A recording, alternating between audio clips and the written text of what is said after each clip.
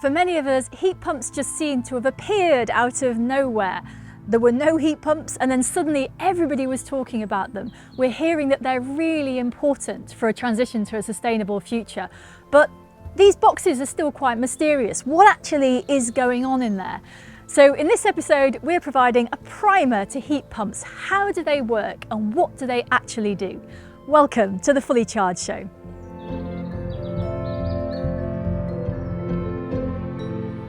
A heat pump is an electrical device that can heat your home using very little energy.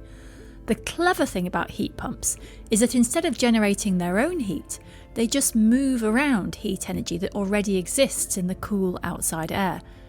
It's not a completely novel concept. Your fridge actually does the same thing but backwards. But to make all this work, this box needs some clever physics inside it in order to get around a fundamental law of thermodynamics.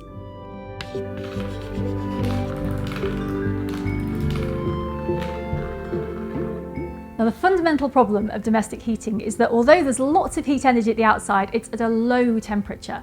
And it won't just flow back inside because of the second law of thermodynamics, one of the most fundamental laws of the universe, which says that heat will only ever flow from a hotter place to a cooler place. And we can see that in our marble run here. So the colours here represent temperatures. So we've got red at the top, which is nice and hot, and we've got medium cooler temperatures in the yellows at the bottom. And if we put some energy at the higher temperature, the only thing it's going to do, if it can find a route, is to move down to the lower temperatures, all the way down. Once it reaches the bottom, it's got nowhere to go. Everything around it is at the same temperature and then it will stay there. So it's easy to get heat to flow from a hotter place to a cooler place, but there's no way for these marbles to get back up. That's the second law of thermodynamics. But let's have a look at something else here, which is the second system, which is relevant to what a heat pump does, because this bit here, this level, this is like the outside. So it's cooler than the house, it's a bit lower down, and it has got energy in it. There are definitely marbles here, but the only way they're going to move is if they've got somewhere even colder to go to. So if we release these marbles at the top, they're only going in one direction. They're going all the way down to the very, very cold place. So what we want to do is take energy from down here, somehow move it and put it up here.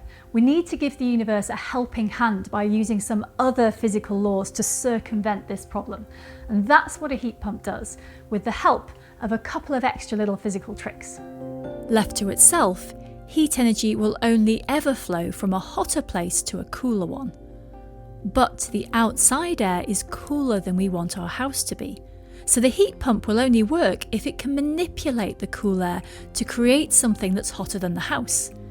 It is possible, but we need the help of what physicists call a working fluid or a refrigerant, and a little bit more physics.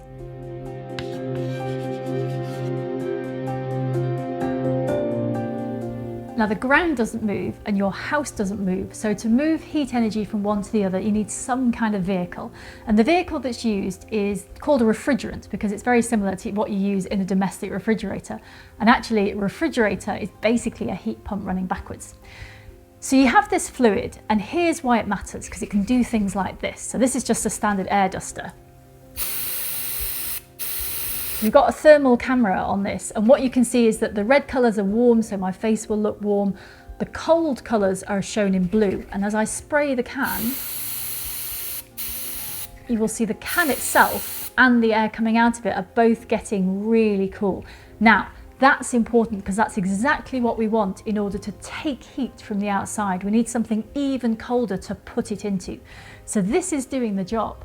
But what it's doing is actually really interesting. As we've got a nozzle here, which would be an expansion valve in a heat pump.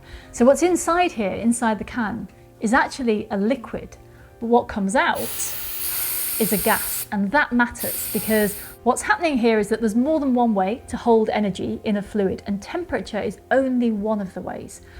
One of the others is whether that stuff is a gas or a liquid. So as fluid comes out of the nozzle, it turns from a liquid into a gas, and having a gas just takes up energy. So in order to turn into a gas, that steals energy from the heat of the fluid. So the fluid has to cool down and energy is now stored in it being a gas. So basically, you've got your working fluid, your refrigerant, you expand it through a nozzle like this, you send it from a high pressure area to a low pressure area, it expands, it evaporates, and that bit's the important bit. And then what you've got is a very, very cool mixture of a gas and a liquid. And that's what goes into the first part of the heat pump. And then there's another process that we also need to complete the cycle of a heat pump. And that is something we see all the time actually when you pump up your bike tyres. So you'll know you've got a bike tyre, you start working really hard to pump it. And as you start to pump, the pump itself gets really, really warm. And that's because as you compress the gas, you're raising its temperature. So now we've got a way both to cool down a fluid and to raise it up again. And now we have the right temperature gradient for heat energy to flow from the heat pump into the house. So let's put it all together. Cool air enters the heat pump and flows over tubes that are carrying an even colder refrigerant. The air warms the refrigerant up, making it boil so it becomes a gas, and also making it a vehicle to transport the extra energy from the outside. The refrigerant then enters a compressor, and it's the compressor that uses most of the electricity needed to run the heat pump. The compressor squeezes the gas, and by increasing the pressure, it also increases its temperature. And importantly, this gas is still carrying the extra energy from outside. So now we're ready to heat our home. The energy from outside is held in a gas that's hotter than the house, and so now it can flow down the temperature gradient into our home.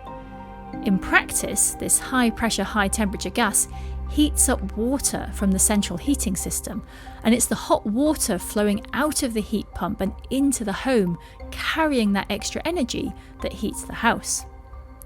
So the house is now being heated by warm water circulating through its central heating system, but the refrigerant, which never leaves the heat pump, carries on, and next it flows through an expansion valve.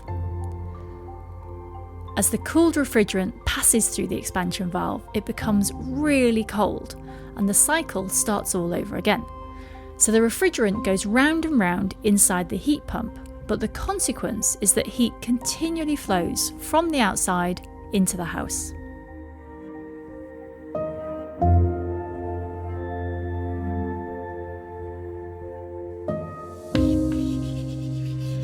This is a physical process in the real world, so obviously it has a cost in energy, and that's the electricity you need to power the compressor and a little bit also for the fan. So it does need some electricity input just to do the mechanical work to make this cycle work. And so there's a number that you see very commonly associated with heat pumps, and it's called the coefficient of performance, or sometimes the seasonal coefficient of performance.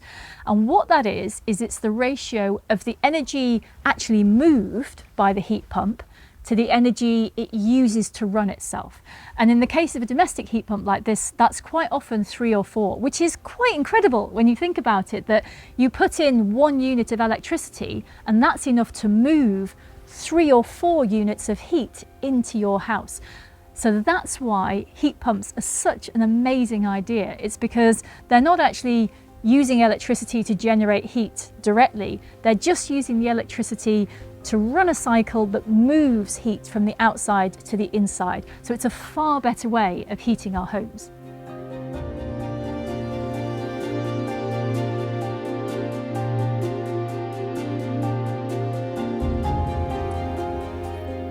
It makes so much more sense to think of the problem of domestic heating as being heat distribution, not just generation. There's heat all around us, and it makes far more sense to use our electricity to move that existing heat rather than generate more of it. So once you've seen that, heat pumps make so much more sense. We've got a little way to go with this transition. It takes time to make these changes, to train people to make them, all of that. Every house is different. Every house has its own calculation for how big a heat pump it needs. But fundamentally, these things do make a lot of sense. And it's going to be a huge part of this country's shift to net zero. So it's really exciting. They are really exciting technology. And it's great that they're going from theoretical grey boxes to grey boxes that are really in people's houses and doing their job. So that's it for this episode. If you like what we do follow the channel, fullycharged.show. Look out for our live events. And if you have been, thank you for watching. Like the Fully Charged Show? Then you will love our 6 live shows being held around the world in 2023, starting with Sydney, Australia on March the 11th and 12th.